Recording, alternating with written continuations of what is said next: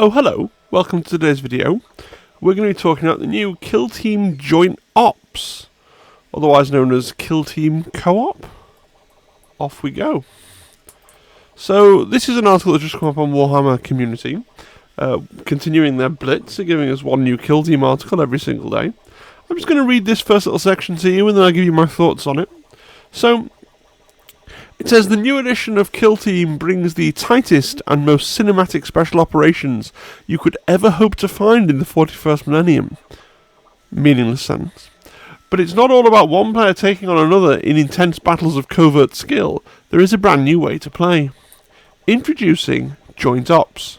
The Joint Ops mission pack found in the core book is your first introduction to cooperative and solo game modes in which players test their skills against an artificial opponent governed by a simple, solid set of rules. Joint Ops are player versus environment, or PvE. Nice bit of borrowing from video game terminology there. Missions designed to offer a unique playground for commanders to test their skills, teach Kill Team to a friend, or try out new teams and strategies. The 3 missions contained in the Kill Team core book reinforce this concept of teaching skills and casual play, while future mission packs will expand the concept with new challenges. So just to pause there for a minute, it feels like at first we're going to get 3 very basic missions. They've really been driving this emphasis on, getting people like me to use this mode as a way of trying to onboard new players into the game. And if that's the aim, it sounds really cool. As something that 2 experienced players might sit down and decide to do for fun, I'm not quite sold yet, but as a way to get new people into the game, it sounds pretty cool. Players start by selecting their kill team, which can either be a single faction with the operatives split between each person, or 2 halves of separate kill teams merged together. So, to be clear, and this is shown in a photograph we're going to look at later on, you're either going to play one team, where you're each controlling half, or you're going to play 2 half kill teams, right? So, they show a picture later on that's Aquilons with Intercession, and it's 3 Marines, because half an Intercession squad, right? So, that's interesting. There are no restrictions for what you can choose or how the operatives should be assigned, so if you want to see what happens when a handful of Orc commandos are forced to team up with Tab Pathfinders, go right ahead. So, just to summarise, you play Kill Team with a friend, against opponents controlled by the game. There are only 3 missions, more will come later. You can split one kill team in half, or each player can control their own half kill team from 2 different kill teams. And there are no limits on the teams which can be allied together. So far, so simple. The meat of the article is really this stuff about non-player operatives. So I'm just going to read this to you first of all. So your opponents for these missions will be a team of non-player operatives, or NPOs, who represent a larger force of less elite troopers than your usual kill team. This means that you'll often be outnumbered, though never outgunned, and will have to rely on your human intuition to overcome the brute force of their program behaviours. Now, the use of the word brute there is really interesting to me, because if you're familiar with historical versions of Kill Team, the very first version of Kill Team, which was, I think it was like a supplement in the back of the 4th edition 40k rulebook, was about like your elite operatives going up against brute squads, which were essentially AI controlled. So in some way this is a throwback to that kind of very early idea, in the same way that Sentries was, if you remember that little rules modifier that everybody ignored for the current edition of Kill Team, right? Each model in the opposing team is assigned one of 2 MPO behaviours to dictate how they move, attack, and assign orders in the kill zone. Brawlers are all about closing the distance and getting into close combat, while marksmen hang back and shoot, aiming to protect any objectives they see. So they've given us both of these, and it's really interesting that these are the only 2 sets of behaviour, although they're not the only 2 sets of like operative type, and we'll see how that works in a second, okay? How they resolve conflicting rules and split decisions is quite simple. They do whatever is worse for the players, which is pretty cool. In fact, the MPO behaviours and threat principles that govern how they act are so simple they fit entirely on one page. The MPOs themselves are chosen through a flexible process. Missions have a tally of wounds, and MPOs are chosen from a list of universal data cards until you meet that amount. The data cards are completely model agnostic and represent a variety of different unit types, so you can use whatever miniature you have in your collection. So what's cool, and we're going to look at you can see them on the screen on the left there, we're going to look at the examples in a minute. What's cool is that you can use whatever models that you want, so obviously it's designed to let you just go, well, probably one of you's got a 40k army, so you can just dip into whatever 40k army you have and find appropriate cards for the models in your collection. But I don't know that it will, but if this turned out to be really, really fun and a really good time, and it was something that you wanted to really get into, you could make like a bespoke little goon squad out of guardsmen or whatever else you want to represent the minions that your kill teams were trying to defeat. That would be quite fun as a modelling project. So it says if, for example, the tough MPO has the brawler behaviour, 10 wounds and a 4-up save, and a powerful melee weapon, and works for feral gene stealers or cornate demons. Likewise, the heavy marksman has all the characteristics of a space marine operative, but if you wanted to pop an in-here Hearthguard or a Hive Guard into its place, you'd do fine. So let's look at these things. We've got 2 example data cards, and then we've also got the 2 behaviours. So we're going to start with the behaviours. So we're going to start with the marksman behaviour. So marksman, when activated, if the MPO can perform the shoot action during the activation, give it an engage order. If it cannot, give it a conceal order. And then, step 1, fall back to cover, if possible, to a location where there's a valid target that isn't obscured. If not, where there's an objective marker visible to this MPO. Okay? Yeah, so if you're in combat, you're going to fall back. Now that's interesting because because we see that the heavy down here, which has the marksman behaviour, is 3 APL, so that makes sense. Presumably there'll be other kinds of thing with the marksman behaviour that only have 2 APL, so they'll fall back and then just stand there. But thing 2 it's going to try and do is shoot, right? And then if it's still got APL left over, it's going to reposition to cover, if possible, so a location where there's a valid target that's not obscured. If not, one where there's an objective marker which you can see, okay? And then number 4, if it's still got APL left over, it's going to dash to a location where there's a valid target that isn't obscured, or where there's an objective marker visible to the MPO. Okay, so that's the marksman behaviour. And then if we look below that, at the heavy profile, we see the example of an MPO that uses the marksman behaviour. So heavy. This is the one that in the blurb they said was essentially a space marine, right? And we can see that. So it's APL 3, move 6, 3-up save, 14 wounds. It's an intercessor, isn't it? The operative can perform 2 shoot actions during its activation, right? So it's got bolter disco. And it's got a firearm, which is definitely not a bolter. Right, which is rolling 4 dice, hitting on 3s with 3-4. So what you've got here is a very basic Space Marine. Yeah. Let's have a look at the Brawler side now. So the Brawler, which is the other possible behaviour. So when activated again, if the MPO can perform either of its first 2 actions during the activation, give it an engage order. If it can't, it's a conceal order. So number 1 is going to try and fight. If it's in engagement range or something, it's going to fight it. If it can't, it's going to charge the closest enemy operative via the shortest possible route if it can. If it can't, it's going to reposition towards the closest enemy operative and in cover if possible, right? And then if it's still got APL left, it's going to dash towards the closest enemy operative to cover if possible. So your Brawler just has a close combat attack. It doesn't have a gun, even though the Orc boy they've pictured there has a little shooter, right? So then we've got an example of an MPO that uses the Brawler algorithm, if you like, right? So we've got here 2 APL, a move of 6, a 4-up save, 10 wounds, and then we've got 4 attacks hitting on 4s, 4, 5, and ceaseless. Okay, so the MPOs, like I said, are really freeform. I think it's a really cool idea. Obviously, you have to play it like. If you try and game the system, you can make them act like idiots, right? If you follow the letter of the rules,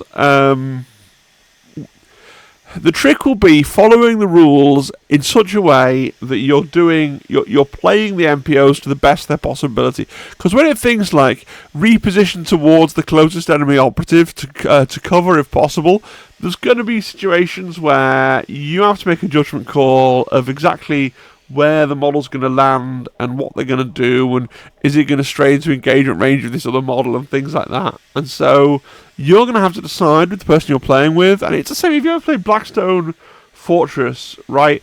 You're going to have to decide, are you going to try and move things so that you're following the letter of the rules, but otherwise it's advantageous to you, or are you going to do what they probably tell you to do, which is, in those kind of scenarios, to try and play against yourself as efficiently as possible, constrained by the letter of the rules? Because obviously these little behaviour trees can't account for every possible scenario, like two equidistant enemies, for example, right? Or, the marksman can shoot two different guys. One's got a plasma gun and one's got a bolter. Which one will he try and shoot? So, you're going to have to decide within yourself what's the most fun for you and the person you're playing with when you're controlling those MPOs, okay? So let's wrap up. There's a really short article today. We're going to wrap it up now. So the last little bit says, the missions themselves include deployment maps for both Killzone Volcus and Killzone Gallowdark. Interesting that they don't include Killzone Beta Decima, even though they have said previously that the approved ops does include Killzone Beta Decima, so they excluded that from the joint ops. Interesting. Their simple objectives can be an immense amount of fun can be had trying out new kill teams and seeing what wacky hijinks a combination of Drukhari Mandrakes and Adeptus Arbites troopers can get up to. The asterisk there just says something like, insert your own unlikely combination here, right? We really mean it when we say the rules are no more complicated than that. Like, I believe them. I think they've given us probably, apart from the missions themselves, they've probably given us most of the mode here, right? After a few games, ushering your MPOs across the board, you'll get the hang of controlling them like it's second nature. This is just the beginning of co-op and solo play, providing a framework that will be expanded in the future. There'll be new missions, enemies, kill zones, and even more exciting mission packs coming for free online and in future products. So keep your eyes peeled as the new edition develops. So I think this is really interesting. I think this looks really cool. And fun. I don't know how much I'll actually play it, but there you go. It does seem quite lightweight, but there are more expansions to come in the future. I think this is going to be something that they include, so when the next box comes out in the book that's inside the next box, which is rumoured to be like Orcs versus Ogrins or something, there'll be some more missions for joint ops, right? I can't see many people shelling out for like a supplement that's just for joint ops. If you would, let me know in the comments. I'd be really interested to know if you're. Is anybody like? Because I'm pretty lukewarm about joint ops, to be fair. But if anybody's like really hyped, like this is the main thing they really look forward to, this sounds right up their street. Let me know. Would you buy like a 20, 30 quid joint ops book that was just all about joint ops? I don't know. One thing that kind of, I won't say worries me because I've never actually played narrative play, but I know a lot of people love the Kill Team narrative play. Is this stuff a replacement for narrative play? Just if it's an extra thing they're going to cram into all the books, I was just thinking, has anybody actually noticed, have they said anywhere that there's definitely going to be narrative play in the traditional sense in the next edition of Kill Team? Just something to think about. Lastly, I want to talk about this picture. So this picture got a lot of people on my Discord kind of talking, because I'm going to get my laser pointer, in fact, right? So a lot of people were looking at the Marines. So there's 1, 2, 3 Marines, and these Marines are all conversions. And some people were thinking that they were new models, because you've got like Intercessor legs here, and then a Eliminator head and shoulders and backpack. This guy's got the smoke grenade from the Phobos sprue. This guy's got a pistol from the Eliminator's sprue, right, and a weird bolt rifle arm from the Intercessors box. I think it's just some guy's cool kit bash Space Marine team, because I have more or less been able to identify all the different bits in there. So I don't think there's a new bespoke Space Marine team coming, But what I do think we can tell from this picture is that I think, and this is the second time we've seen Intercessors in relation to Kill Team. Don't forget, last time they gave us an article and they were showing off in the section about going back to using inches instead of shapes, and they were showing off the picture of somebody climbing up a ruin and moving across. It was a Space Marine. So I think Intercession will be fully supported by the next edition of Kill Team. I think that looks pretty likely now, so that'll be good news for people that love Intercession. I haven't got an Intercession team, actually, but that'll be good news for people that love Intercession. The other thing that I think is quite interesting is that you've got 1, 2, 3, 4, and then in the back 5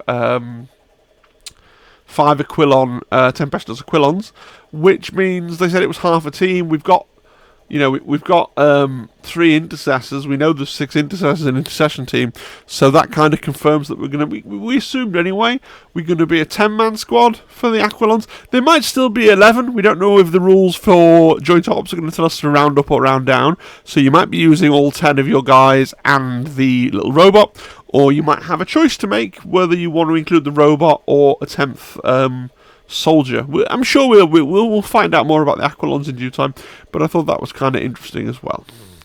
And the Tyranids, of course, are playing the parts of the MPOs. There's loads of pictures of Tyranids in Kill Team in this article, which is kind of a bit upsetting for people who love Tyranids and are waiting for them to come as a proper full Kill Team. But at least this is a way in which you can use those Tyranid models if that's what you'd like to do. So my final thoughts. I don't know how excited I am about joint ops. It's a bit weird to be pumping out content every day for Kill Team, and then sometimes you're really hype about an article because there's loads there to really dig your teeth into, and other times you're a bit lukewarm. And I'm afraid this is one of those slightly more lukewarm times, because I don't know how many games of this I'm going to play. Probably 1, right? But we'll see. Let me know your thoughts down below. Are you hyped for co-op, or is it, are you the same as me? Like, yeah, it's cool that it's there, but I'm all about that approved ops play. Whenever I say that, it's like, who am I? I'm not this elite tournament grinding person. I just like going to tournaments and playing games of casual match play. It's that old chestnut, right? I don't take the game too seriously, but I like the game to be at its most kind of fair and balanced, I guess. Listen, I'm going to make a real plea to anybody that's still watching this. Can you help me out by subscribing? If you're not already subscribed, that really helps when I march to 2,000 subscribers. Whatever we are, the next round number, we want to get to 10k, right? We want all the subscribers in the world. But the big thing is, please, if you're minded to, and if you can, if you've been enjoying these videos, and the videos have been in the last couple of days, find somewhere to share them for me, where you think other people, don't spam, but if you think other people would enjoy them. I've been looking at the number of views on, it was the Vespid video that's kind of irritating me a little bit, because I think I did a really good job on that Vespid video. And out of all the other content creators, I seem to be one of the only people that spotted them talking about the Flamer in the video as well.